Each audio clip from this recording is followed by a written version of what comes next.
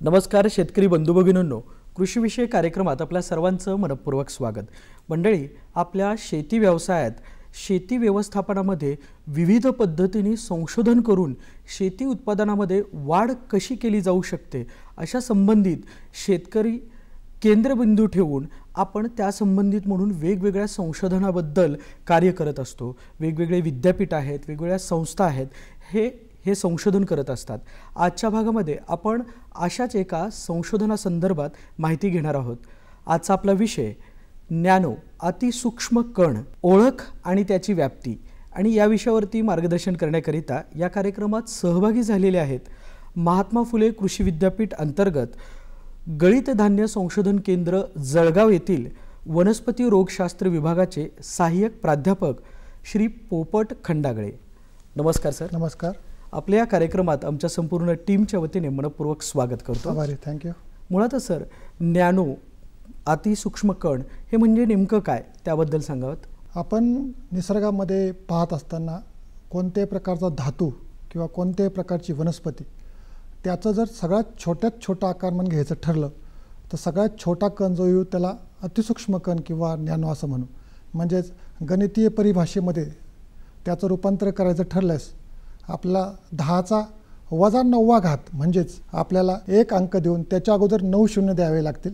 9 शून्य दिल्यानंतर पहिल्या शून्यानंतर टिंब दिल्यानंतर तेवढा जो मीटरचा भाग येईल तो मीटरचा भाग म्हणजेच 10व्याचा -9वा घात म्हणजे अतिसूक्ष्म कण म्हणजेच नॅनो होय। त्याची सरफेस एरिया म्हणजे उपकरण करण्याची जी काही पृष्ठीय क्षेत्रफळ आहे व त्याची घनता याचं गुणोत्तर हे वेगवेगळ्या प्रमाणात क्रियाशीलतेने मोठ्या प्रमाणामध्ये वाढत जातं। त्यामुळे एकजीवपणा होणं किंवा मजबूतपणा, ताकदपणा किंवा क्रियाशीलता 100 पटीने वाढणं यासाठी नॅनो टेक्नॉलॉजीचा वापर सर्व प्रकारच्या शास्त्रांमध्ये, सर्व प्रकारच्या व्यवसायामध्ये मोठ्या प्रमाणामध्ये करताना आपल्याला पाहायला मिळतं। खूप वर्षापूर्वी जेव्हा संगणक शोधला गेला तेव्हा तो एका मोठ्या रूम एवढा संगणक होता।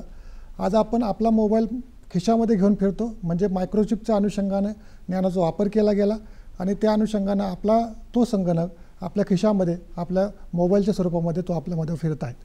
हा झाला संगणकाचा नॅनो पार्टिकलचा माहिती आणि तंत्रज्ञानामधील वापर। या अतिसूक्ष्म कणांची निर्मिती करता येऊ शकते का आणि ती कशी केली जाते? याच्यामध्ये 3 प्रकार पडतात। पहिली गोष्ट जी आहे ती भौतिक पद्धतीने, दुसरी आहे रासायनिक पद्धतीने आणि तिसरी जी आहे ती जैविक पद्धतीने। आता गेल्या 10 वर्षापासून एक जैविक प्लस रासायनिक अशी एक चौथी पद्धत निघाली, त्याला गोल्ड नॅनो पार्टिकल म्हणतात, सोनेरी नॅनो पार्टिकलची निर्मिती असं म्हणतात। या तिन्ही प्रकारामध्ये आपल्याला नॅनो पार्टिकलची निर्मिती करता येऊ शकते। फक्त पहिल्या 2 प्रकारामध्ये जे नॅनो पार्टिकल आपण तयार करतो त्याचं थोड्याशा वातावरणामध्ये किंवा एन्व्हायरमेंटमध्ये किंवा अवतीभोवतीच्या परिसरावरती त्याचा थोडा घातक परिणाम भविष्यामध्ये पाहायला येऊ शकतो। म्हणून फिजिकल, भौतिक आणि रासायनिक निर्मितीच्या पेक्षा जैविक प्रक्रियेतून आपण त्याचा जास्त वापर केला तर आपल्याला, मला असं वाटतं की त्याच्यातून निर्माण होणारे जे काही नॅनो पार्टिकल्स आहेत ते माणसाला आणि पर्यावरणालाही पूरक राहतील। आपल्या शेती व्यवसायात, कृषी क्षेत्रामध्ये या नॅनो पार्टिकलचा उपयोग कुठे आणि कसा करता येईल? शेतीमध्ये सर्व प्रकारच्या बियाणे, खतं, त्याच्यानंतर रासायनिक कीटकनाशकं, रासायनिक तणनाशके, त्याच्यानंतर रासायनिक बुरशीनाशके, त्याच्यानंतर रासायनिक डिकम्पोजिंग करणारे कल्चर्स, म्हणजे त्याच्यानंतर PHT म्हणजे काढणी पश्चात तंत्रज्ञान किंवा साठवणुकीचं तंत्रज्ञान, या सर्व प्रकारच्या वेगवेगळ्या उपशाखांमध्ये नॅनो टेक्नॉलॉजीचा खूप मोठ्या प्रमाणामध्ये वापर करता येतो। आणि या अनुषंगाचं जगामध्ये खूप मोठ्या प्रमाणामध्ये संशोधन झालेलं आहे आणि या संशोधनातून ॲग्रिकल्चरमधल्या सगळ्या शाखा याच्यामध्ये नॅनो टेक्नॉलॉजीचा वापर खूप मोठ्या प्रमाणामध्ये करताना आपल्याला दिसून येतो। आपल्याकडे बदलतं वातावरण आहे आणि त्यामुळे पिकावरती खूप मोठ्या प्रमाणामध्ये ताण येतो, तर अशा जैविक अजैविक जो काही पिकावरती ताण येतो तर तो ताण सहन करण्याचं टॉलरन्सी लेवल आपण ज्याला म्हणतो ती या नॅनो पार्टिकल्समुळे पिकामध्ये येऊ शकते का? या अनुषंगाचं हैदराबाद ॲग्रिकल्चर युनिव्हर्सिटीमध्ये खूप मोठं संशोधन झालेलं होतं आपण पाहतो की जमिनीचा जो पोत आहे तो खराब होत चाललेला आहे, प्रदूषण होत चाललेलं आहे, त्याच्यामध्ये सॅलिनिटी, शार्पडपणा आणि चुनखडीचं प्रमाण वाढत गेलेलं आहे. अशा पद्धतीमध्ये देखील आपण जर सिल्वरचे म्हणजे चांदीचे नॅनो पार्टिकल्स हे जर प्लांट एक्स्ट्रॅक्टसोबत जर आपण त्या प्लांटमध्ये वापरले, उदाहरणार्थ भातामध्ये किंवा मक्यामध्ये, पॉट कल्चरमध्ये, तर आपल्याला त्याची टॉलरन्स ही कमी करून आपल्याला महत्तम उत्पादन काढणं हे शक्य झालेलं आहे. म्हणजे वेगवेगळ्या प्रकारच्या जैविक आणि अजैविक ताण सहन करण्याच्या क्षमतेमध्ये आपल्याला नॅनो टेक्नॉलॉजीचा वापर करून झाडामधून आपल्याला मोठ्या प्रमाणामध्ये उत्पादन काढणं शक्य होऊ शकतं. याच्यामध्ये सगळ्यात महत्त्वाचं आहे की नॅनो टेक्नॉलॉजीचा वापर करत असताना याचा जो क्रियाशीलताचा वापर जो आहे तो फार कमी प्रमाणामध्ये आणि कमी शिफारशीमध्ये करावा लागतो. म्हणजे जर आपण 1 गुणी आपल्याला जर युरियाचे खत वापरायचं असेल तर आपल्याला फक्त 1 ml 1 लिटर पाण्यामध्ये जर त्याची फवारणी केली नॅनो पार्टिकलची तर आपल्याला ते अपेक्षित असलेले जे काही उपयोग आहेत, फायदे आहेत ते आपल्याला त्याच्यातून मिळू शकतात. या अनुषंगाचं जे काही संशोधन आहे, अजैविक आणि जैविक ताण हे वातावरणीय बदल आणि ग्लोबल वॉर्मिंगमध्ये आपण सगळीकडे पाहतो आहे. खूप जास्त पाऊस पडतो किंवा पावसामध्ये मध्ये गॅप पडतो, खूप मोठं असमान वितरण आपल्याला पाहायला मिळतं.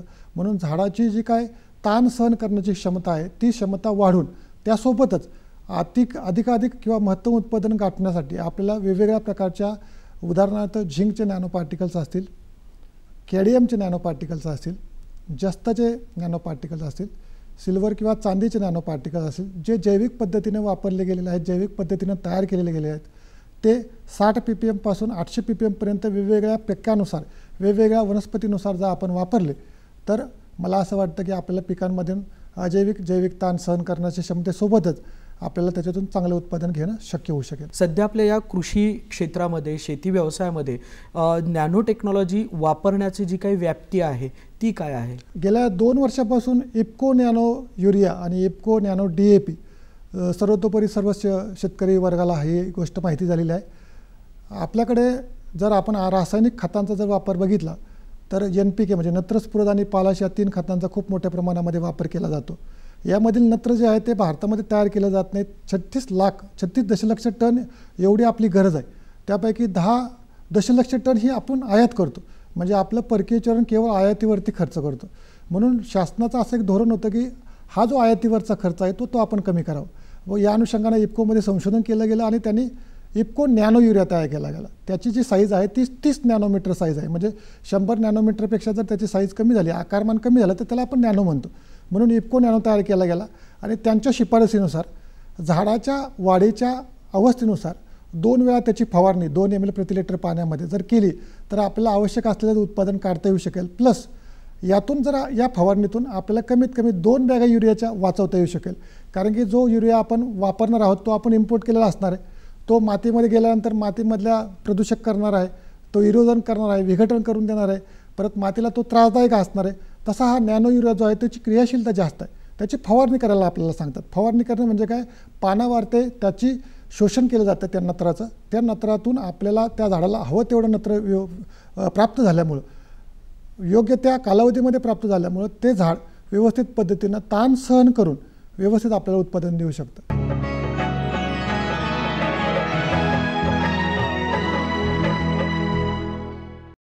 नॅनोकणाची निर्मिती असेल किंवा मुळात नॅनोकणाचा उपयोग असेल तर या संबंधित म्हणून काही नॅनोकणाचा काही इतिहास आहे का? भारतामध्ये आपण इनक्रेडिबल इंडिया असं म्हणतो, म्हणजे अतुल्य भारत म्हणतो. भारताची ऐतिहासिक आणि वैचारिक परंपरा फार मोठी आहे. आपण जर सुरुवात केली 2500 वर्षापूर्वी अजिंठा आणि वेरूळ जिल्ह्यामध्ये 9 नंबरच्या लेणीमध्ये एक स्तूप सापडला गेला आणि त्या स्तूपामध्ये जे पेंटिंग्ज आहेत त्या पेंटिंग्समध्ये त्या कलाकारांनी म्हणजे जे काय रंगकाम करणारे रंगकर्मी होते त्यांनी नॅनो पार्टिकलचा वापर केला होता. म्हणजे आज अखेर देखील त्यांची एक्सपायरी आपण पाहतो.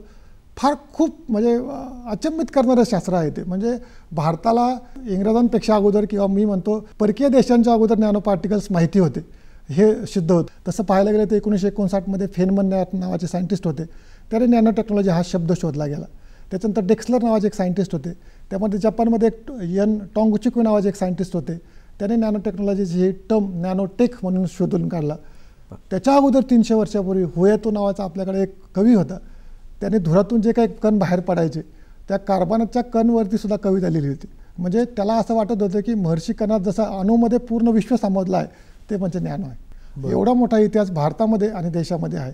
तसं पाहायला गेलं तर अमेरिकेमध्ये जॉर्ज W. बुश यांचं पहिले बुश आणि दुसरे बुश यांनी याच्यासाठी खूप मोठं वित्तीय सहकार्य केलं. नॅनो टेक्नॉलॉजीला एक मोठं व्याप्ती द्यायचं काम जगासाठी केलं आणि त्यानंतरच मग नॅनोच्या सगळ्या प्रकारच्या क्षेत्रांमध्येचा वापर वाढत गेला. ज्यावेळेला असं एक महत्त्वाचं तंत्रज्ञान आपण वापरत आहोत, वापरण्याची गरज आहे, तर या नॅनो पार्टिकलचा आपण कीटकनाशकामध्ये कसा उपयोग करू शकतो? आपल्याकडं सध्या पाहिलं तर सगळ्या प्रकारच्या कीटकनाशकांमध्ये ह्या नॅनो पार्टिकलचा वापर करता येतो खूप सुंदर पद्धतीने.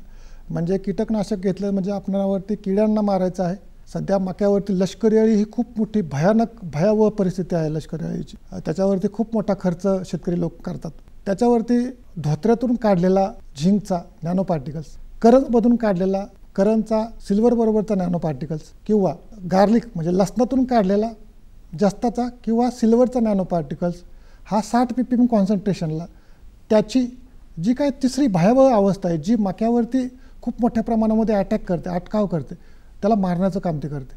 फक्त याच्यामध्ये त्या शेतकऱ्याला दररोज शेतामध्ये जाणं आणि तिची अवस्था कोणती आहे, पहिली आहे का दुसरी आहे, कारण की ती अवस्था जर निघून गेली, मोठ्या अवस्थेमध्ये कोणत्याही प्रकारच्या रासायनिक कीटकनाशकांचा असो किंवा जैविक कीटकनाशकांचा वापर त्याच्यावरती होऊ शकणार नाही. म्हणून तिसऱ्या प्रकारच्या अवस्थेमध्ये जेव्हा ती अळी असेल, दुसऱ्या किंवा तिसऱ्या अवस्थेच्या अळीमध्ये, तर त्याच्यामध्ये त्याचा वापर खूप मोठ्या प्रमाणामध्ये आपल्याला करता येऊ शकतो. या नॅनो पार्टिकलचा आपल्याकडं नक्कीच जैविक खतं किंवा जैविक कीटकनाशक असतील तर याच्या निर्मितीमध्ये सुद्धा त्याचा आपल्याला अवलंब करता येत असावा, तर तो कसा करावा? कोरोनाच्या पॅन्डेमिक लाटेनंतर सगळीकडे सेंद्रिय खाण्याबद्दल, विषमुक्त खाण्याबद्दल लोकांमध्ये खूप मोठी चाहत तयार झाली, एक पब्लिसिटी झाली, लोकप्रियता तयार झाली. आणि त्यामुळे सुडोमोनास असेल, बॅसिलस असेल किंवा सुडोमोनास ट्रायकोडर्मा असेल, या प्रकारचे वेगवेगळे स्ट्रेन्स, त्याचा जो काही शेतामधला वापर आहे सेंद्रिय शेतीमध्ये तो वाढला गेला. त्याची क्रियाशीलता वाढवण्यासाठी आपण जर त्याच्यासोबत सिल्वरचे नॅनो पार्टिकल्स किंवा सिलिकॉनचे नॅनो पार्टिकल्स किंवा टिटेनियमचे नॅनो पार्टिकल एकत्र केले, याच्यातून जैविकरित्या हे जे तयार केले गेले, तर याच्यातून होणारी जी काही महत्तमता आहे त्यांची क्रियाशीलता आहे ती 100 पटीने आपल्याला वाढवता येऊ शकते. म्हणजे जर आपला डोस 5 ml 1 लिटर पाण्यामध्ये बीज प्रक्रियेचा असेल किंवा 10 mlचा आपल्याला बीज प्रक्रिया करायची किंवा 250 ग्रॅम बीज प्रक्रिया आपल्याला 10 किलोसाठी करायची आहे, तो डोस आपल्याला कमी करून त्याच्यातून होणारी जी काही त्याचे CAP व्हॅल्यू म्हणजे त्याचा जो काउंट आहे, त्याची लोकसंख्या आहे, ती आपल्याला 100 पटीनं वाढवणं, त्याची क्रियाशीलता 100 पटीनं वाढवणं नॅनो पार्टिकलमुळे शक्य आहे. आपल्याकडे जी बिया आहेत त्याला योग्य ते संस्कार होणं गरजेचे आहेत. मग या नॅनो पार्टिकलचा उपयोग करून आपण बीज प्रक्रिया कशी करावी? जे काही नगदी पिकं आहेत किंवा ज्यांचे बिया खूप छोट्या असतात त्यांचं जर्मिनेशन पर्सेंट म्हणजे बीजांकुरण क्षमता फार कमी असते. भाजीपाला पिकामध्ये जर तुम्ही गेला तर आपण सगळी रोपं विकत घेतो, परंतु त्यांची बीजांकुरण क्षमता, ऊसामध्ये गेला तर तुम्ही 60% कमी बीजांकुरण क्षमता आहे. मग ही जर बीजांकुरण क्षमता तुम्हाला 100% वाढवायची असेल तर याच्यामध्ये वेगवेगळ्या प्रकारचे नॅनो पार्टिकल्स, उदाहरणार्थ कॉपरचे नॅनो पार्टिकल्स आहेत. पाकिस्तानमध्ये आणि बांगलादेशामध्ये याबद्दलचं संशोधन आहे, श्रीलंकेमध्ये या अनुषंगाचं संशोधन आहे. त्यांनी 60 ppm म्हणजे 0.6% एवढंच त्यांनी फक्त ते नॅनो पार्टिकल वापरले आणि 100% एवढं त्यांनी जर्मिनेशन सापडलं आहे पॉट कल्चरमध्ये. म्हणजे नॅनो पार्टिकलचा जर आपण याच्यामध्ये जर आपण चांगला वापर करून घेतला तर ही बीजांकुरण क्षमता 100% नेणं आपल्याला सहज शक्य आहे. पेरिशेबल आपल्या ॲग्रिकल्चर प्रोड्यूसचा विचार करता म्हणून काढणी पश्चात या नॅनो कणाचा आपल्याला कसा उपयोग करता येईल? आपल्याकडे सगळ्यात जास्त लॉसेस जे आहेत ते काढणी पश्चात तंत्रज्ञानाच्या अभावामुळे आहेत. आज कांद्याला 3,500च्या वरती भाव असेल किंवा 3,000च्या वरती भाव असेल, परंतु लोकांकडे कांदा नाही, कारण की त्याची साठवण क्षमता फार कमी आहे. या अनुषंगाचं मलेशिया, व्हिएतनाम याच्यामध्ये संशोधन झालेलं आहे. मलेशियाचं मी उदाहरण सांगेल की त्यांनी केळीमधील केळाच्या सालाचे नॅनो पार्टिकल काढले, केळीचे सालाचे नॅनो पार्टिकल घेतले आणि CMC म्हणजे कार्बोक्सी मिथिल सेल्युलोज नावाचं एक द्रावण असतं जे ऑलरेडी आपण केळी पिकवण्यासाठी वापरतो. म्हणजे केळाच्या सालेचाच एक्स्ट्रॅक्ट त्याचा नॅनो घेतला, त्याच्यासोबत CMCची बीज प्रक्रिया केली, एकाच एक या प्रमाणामध्ये ती केळी त्याच्यामध्ये बुडवल्यानंतर त्यांनी 10 दिवसानंतर पाहिलं तर त्याची टिकवण क्षमता आणि त्याच्यावरती येणारे काळे स्पॉट, जसे आपण केळ्यामध्ये पाहतो दुसऱ्या दिवशी आपल्याकडे केळावरती काळे स्पॉट पडतात, त्यांच्याकडे कोणत्याही प्रकारचे काळे स्पॉट पडले नव्हते. म्हणजे no any bacterial attack on that banana, म्हणजे कोणत्या प्रकारचा जीवाणूंचा, विषाणूंचा किंवा बुरशीचा त्याच्यावरती अटॅक झाला नव्हता. म्हणजे आपल्याला असं ह्याच्यातून सांगता येऊ शकतं की जर कांद्यावरती किंवा टोमॅटोवरती या अनुषंगाचं जर संशोधन झालं तर कोणकोणत्या प्रकारचे नॅनो पार्टिकल्स त्याच्यावरती कारणीभूत ठरू शकतात, तर आपल्याला त्याचं प्रमाण आणि त्याचा वापरण्याची कालावधी ह्या दोन्ही गोष्टी जर लक्षात आला तर त्याचा वापर खूप चांगल्या पद्धतीने आपल्याला करता येऊ शकेल. खत कुजवण्यासाठी म्हणून असेल तर त्यासाठी म्हणून या नॅनो पार्टिकलचा कसा उपयोग करता येईल? जवळजवळ 3,500पेक्षा जास्त स्पीसीस ह्या बुरशीच्या आणि जीवाणूंच्या उपलब्ध आहेत की त्या कुजवण्याचं काम करतात. त्याच्यामध्ये न्यूमोनिया असेल, पेनिसिलियम असेल, स्ट्रेप्टोमायसिस असतील, बॅसिलसचे वेगवेगळे स्ट्रेन असतील, सोडोमोनाचे वेगवेगळे स्ट्रेन असतील, ट्रायकोडर्माचे वेगवेगळे स्ट्रेन असेल, एल्सेबिलेचे वेगवेगळे स्ट्रेन असतील, हे सगळे स्ट्रेन आपण जैविक नॅनो पार्टिकलच्या अनुषंगानं परत रूपांतरित करू शकतो. मी मगाशी जसं म्हटलं की क्रियाशीलता आपल्याला 100 पटीनं वाढवता येते, तर हे कुजवण्याचं प्रमाण देखील आपल्याला वाढवता येणं शक्य आहे. या नॅनो तंत्रज्ञानाचा आपल्या पर्यावरणावरती काय परिणाम होतो आणि तो मग विपरीत असेल चांगला असेल तर तो काय पद्धतीचा असतो आणि एकूणच पर्यावरणपूरक आपल्याला वापर करण्याकरिता म्हणून या नॅनो तंत्रज्ञानाचा वापर होईल का? जैविक पद्धतीने जेव्हा आपण नॅनो पार्टिकल तयार करतो, म्हणजे उदाहरण सांगायचं झालं तर लसणामधून जे काही तयार केले जातात किंवा नीममधून, करंजमधून, तुळशीमधून जे काही नॅनो पार्टिकल तयार केले जातात त्यांची रेसिड्युअल व्हॅल्यू खूप जास्त असते, त्यांची एक्सपायरी 1 वर्षाची असते. परंतु ते टॉक्झिसिटी म्हणजे जी काही विघटनपणा आहे, जो विघातकपणा आहे त्या मेटलचा, तो कॅप करायचा प्रयत्न करतात. म्हणजे गडीवर हेल्मेट घालतात. तो कॅप करून म्हणजे रिड्यूस करणं, कमी करणं, त्याच्यामुळे त्याची विघटकता जर त्याची जी विध्वंसकता आहे, टॉक्झिसिटी जी आहे ती जर कमी झाली तर मला असं वाटतं की पर्यावरणावर होणारा परिणाम जो आहे तो फार कमी करता येऊ शकतो. फक्त तो जैविक पद्धतीने नॅनो पार्टिकल तयार केला गेला पाहिजे आणि त्याची जी काही एक्सपायरी आहे, त्याचा जो काही कालावधी आहे तो चेक केला गेला पाहिजे.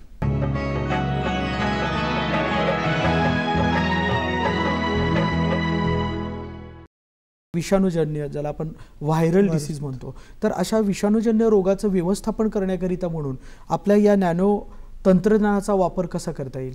जगातला सगळ्यात छोटा जो व्हायरस आहे, जो वनस्पतीला घातक आहे, त्याची साईज आहे 18 नॅनोमीटर. म्हणजे त्या 18 नॅनोमीटरपेक्षा जर कमी नॅनोमीटरचा जर आपल्याकडं कोणत्या प्रकारचा जैविक पद्धतीने तयार केलेला नॅनो पार्टिकल, तो निममधला असेल, करंजमधला असेल, धोत्र्यामधला असेल, ॲट्रोपिनमधला असेल किंवा तुळशीमधला असेल, तो सिल्वरचा असेल किंवा जस्ताचा असेल किंवा कॉपरचा असेल, त्याचा जर आपण वापर केला तर सगळ्या प्रकारच्या रसशोषक किडी किंवा व्हायरस, टोमॅटो असेल, मिरची असेल, टरबूज असेल, खरबूज असेल, वांगी असतील किंवा कोणत्या प्रकारची भाजीपाला पिके असेल किंवा ऊस असेल, ज्याच्यामध्ये रसशोषक किडीमार्फत व्हायरस पोहोचतात त्या व्हायरसचा आपल्याला अटकाव करणं शक्य होऊ शकतं. ज्यावेळेला आपण अशा पद्धतीचं तंत्रज्ञान शेतकरी आपल्या शेती व्यवस्थापनामध्ये ज्यावेळेला वापरतोय, तर शेतकरी बांधवांनी म्हणून नेमकी काय नियोजन किंवा काय काळजी घेतली पाहिजे? सगळ्यात महत्त्वाचं आहे की तो नॅनो पार्टिकल कोणत्या पद्धतीने तयार केला गेला आहे ते तुम्हाला पहिलं माहिती असणं गरजेचं आहे. दुसरी गोष्ट आहे की त्याची साईज किती आहे, ती 100 नॅनोमीटरपेक्षा जास्त आहे का कमी आहे? कारण की 100 नॅनोमीटरपेक्षा जर त्याचा आकार कमी असेल तरच त्याची क्रियाशीलता अधिक आहे, तुम्हाला त्याचं उत्पादन किंवा त्याच्यातून तुम्हाला अपेक्षित फायदा किंवा अपेक्षित रिझल्ट मिळेल. तो 100 नॅनोमीटरपेक्षा जास्त असेल तर अपेक्षित फायदा तुम्हाला मिळणार नाही. ही दुसरी गोष्ट आहे. तसेच आपलं स्वतःचं आपल्या शेतावरती किंवा आपलं जे काही पीक आहे त्याच्यावरती मॉनिटरिंग असणं गरजेचं आहे.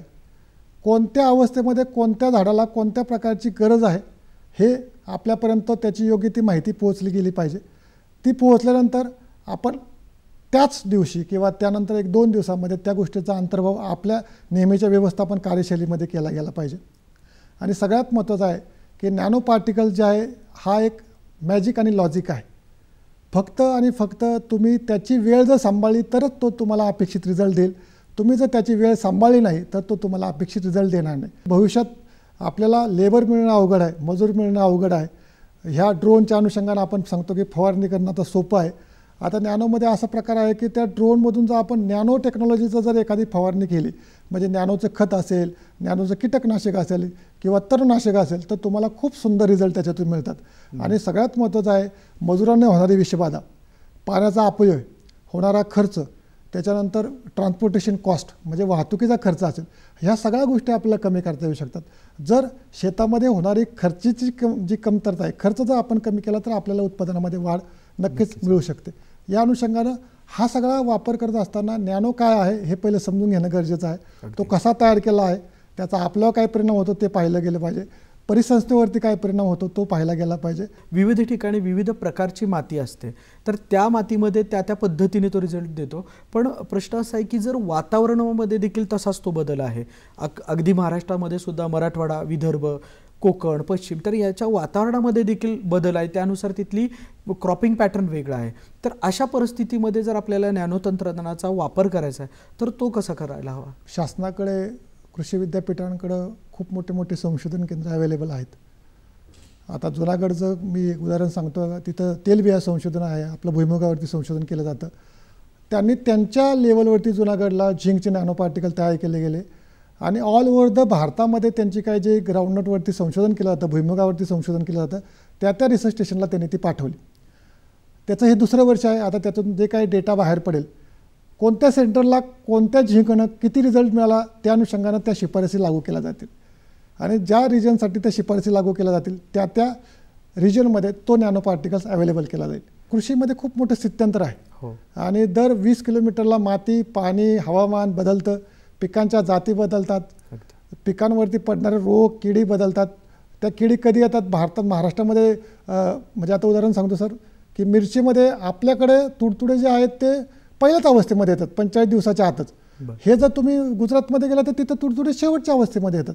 तिथलं वातावरण, तिथलं हवामान, त्याच्यानंतर तिथले सूर्यप्रकाश, त्याची इंटेन्सिटी, फोटोपिरियडिझम, ह्या सगळ्या गोष्टी त्या पिकांवरती आणि नव्हे तर पिकाच्या अवतीभोवती असलेल्या मायक्रो आणि मॅक्रो क्लायमेटवरती सुद्धा प्रादुर्भाव करतात आणि त्यानुसारच मग त्या झाडातून काय उत्पादन घ्यायचं, त्या पिकानं काय तुम्हाला द्यायचं ते ठरलं जातं. आणि नॅनोच्या अनुषंगानं सुद्धा तुमच्या रिजननुसार जर अशा चाचण्या झाल्या तर त्या चाचण्यातून जे काही आपल्याला खूप चांगले आशादायक असे रिझल्ट्स मिळतील, ते आशादायक रिझल्ट जर त्या रिजननुसार जर आपण लोकांपर्यंत पोहोचवले तर मला असं वाटतं की नॅनोला खूप चांगले दिवस राहतील. मातीचा पोत किंवा माती सुधारण्यासाठी म्हणून या नॅनो तंत्रज्ञानाचा वापर कसा केला जातोय? जमीन प्रदूषित झाली असं आपण खूप वेळा म्हणतो. म्हणजे एक तर त्याच्यामध्ये चुनखडीचं प्रमाण वाढलं, कॅल्शियमचं प्रमाण वाढलं, सोडियमचं प्रमाण वाढलं, कॅडियमचं प्रमाण वाढलं. म्हणजे ही सगळी विषकारक मूलद्रव्ये आहेत ते त्यांची प्रमाणापेक्षा जास्त झाली.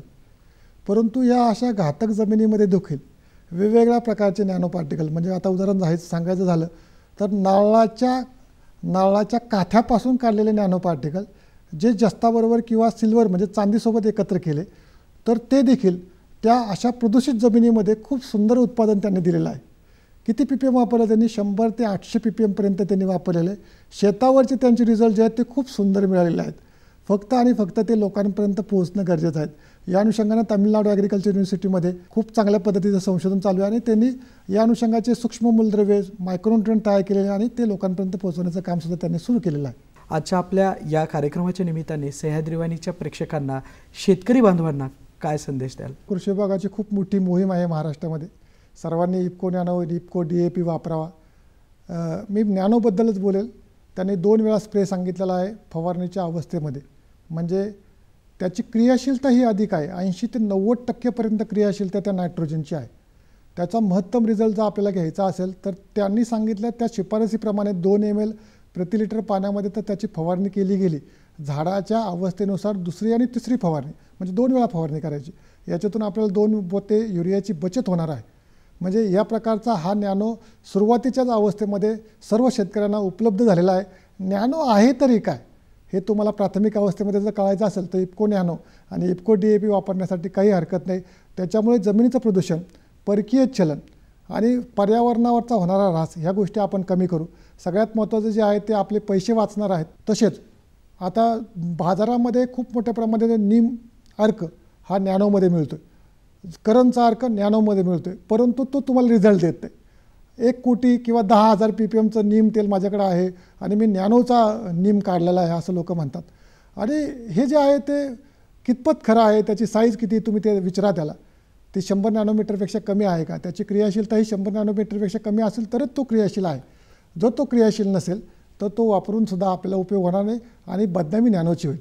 म्हणून ही खातरजमा माझ्या शेतकरी बांधवांनी करणं गरजेचं आहे. नक्कीच सर, आपण केलेलं आव्हान शेतकरी बांधव सकारात्मकतेने घेऊन योग्य त्या पद्धतीने आधुनिक तंत्रज्ञानाचा वापर करून आपल्या शेती व्यवस्थापनामध्ये अवलंब करून चांगलं उत्पादन घेतील अशी आपण अपेक्षा व्यक्त करूयात. आपण या कार्यक्रमात सहभागी झालात आणि महत्त्वपूर्ण विषयावरती मार्गदर्शन केलं त्याबद्दल धन्यवाद आणि आपल्या पुढील वाटचालीसाठी शुभेच्छा. आभारी सर. नमस्कार. नमस्कार.